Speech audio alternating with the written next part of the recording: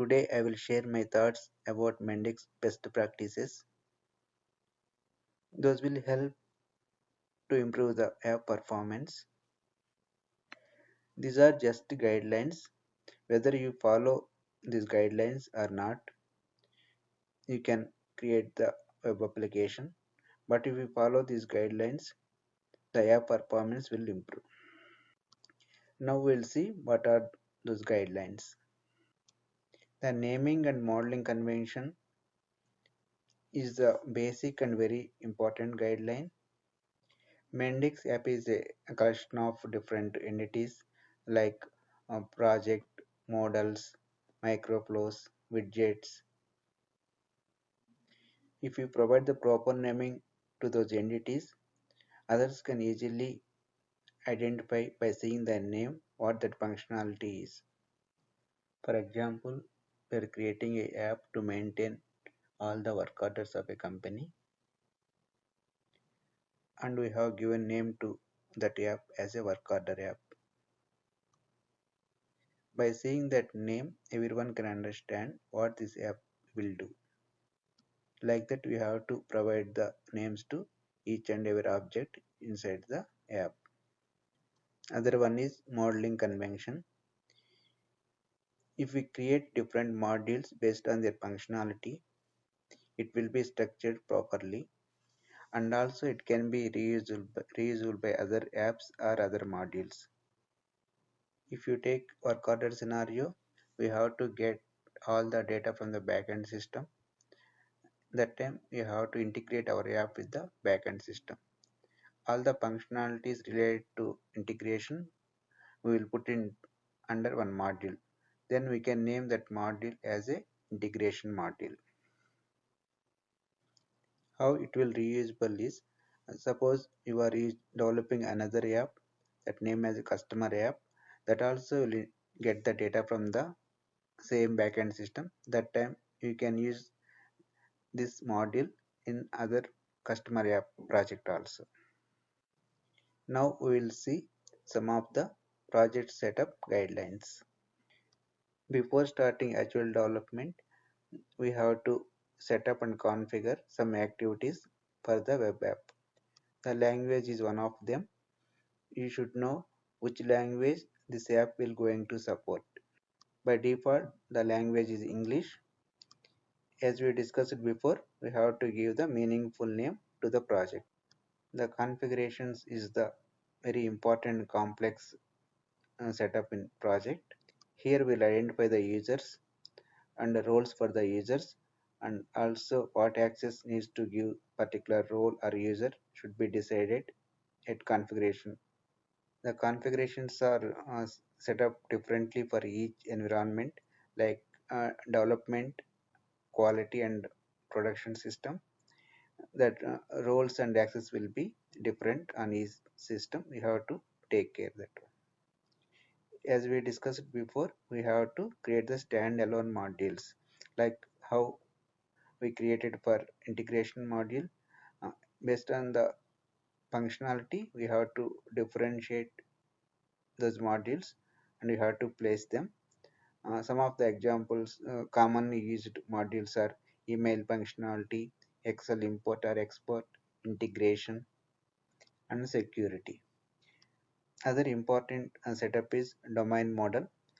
Domain model is the place where all application data will be stored. In general terms, we can say domain model as a database, entities as a tables, associations is nothing but the relation between entities. In Mendix, each module has separate domain model. Domain model contains entities. Inside the entity, we have different attributes or fields. At this place, we have to follow some guidelines. For example, here we are using entities. Each domain model have multiple entities, and each entity has multiple attributes. Here we have to restrict to use more number of attributes under one entity. Instead of that, we can create two entities and shift some of the attributes into the different entity. Associations are nothing but the relation between two entities. Associations use the cardinality. Uh, There you have to follow the guidelines based on the requirement, what association is required. Sometimes you need one to one, sometimes many to many, sometimes many to one. By default is a many to one, but while using the many to many, as much as possible, you try to reduce to use the many to many relation. Microflow is a very important topic in Mendix application. Microflow is used to develop our custom logic. These microflows will be called from different places in the app, and also those are used for different purpose. Like we will use the microflows for calculations, for validations. Sometimes we will use the microflow to provide the data source to data view or list view. By taking consideration of their functionality, we can name the microflows. For example, if we are using the microflow for calculations, we can name it as a CAL underscore entity name and attribute name. Same way, if we are using for validations, then we can use the VAL underscore. Some place we will call from the entity event handlers. Event handlers may be on change, on create, on leave. If you are using for the on change, that microflow, you can name it as a OCH. Till now we saw the guidelines. Those will help for readable and also for usability. Now we are going to see some best practices. This will help to improve the performance of the app and also it will reduce the retrieve time from the database. Calculated attributes. As we discussed before, each entity has a lot of attributes or fields. Those attributes may be regular attributes or calculated attributes. Try to avoid using the calculated attributes. Why? Because is for calculated attributes that value will be set by using the microflow after doing some calculations. It misleading as like the calculated is not happen if you won't call that one.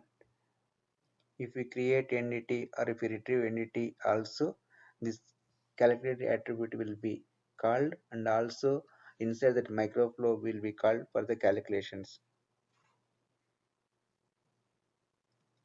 That means if we won't use that calculated attributes or if we won't manipulate any value of that attribute also, it will be called whenever we call the entity.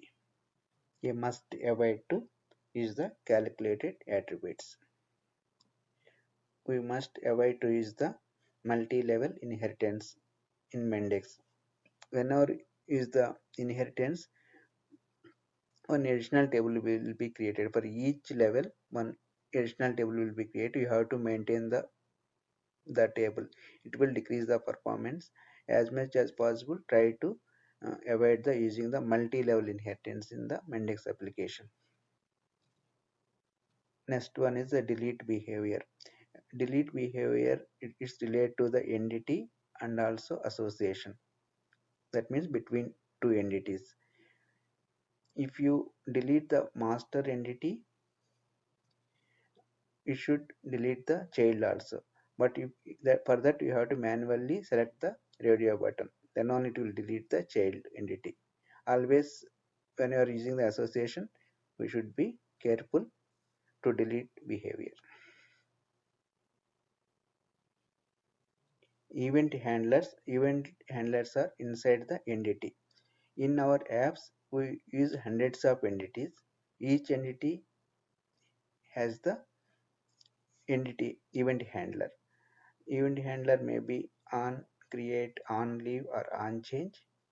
Sometimes we'll call a microflow from that event. That will be called whenever we create the entity object or we retrieve the entity object. We should be very careful while developing the microflow related to the event handler. Microflows are very important and complex functionality in any Mendix applications. All our business logic and custom logic will be handled into the microflow. You can create objects in the microflow. You can do the calculations. You can do the validations. Also, you will use the loops inside the microflow.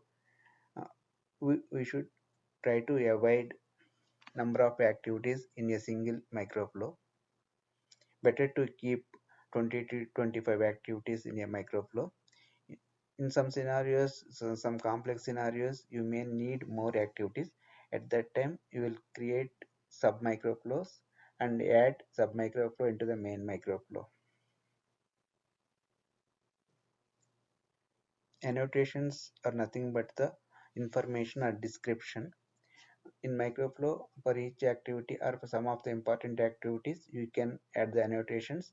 Then others can easily understand what that action will do.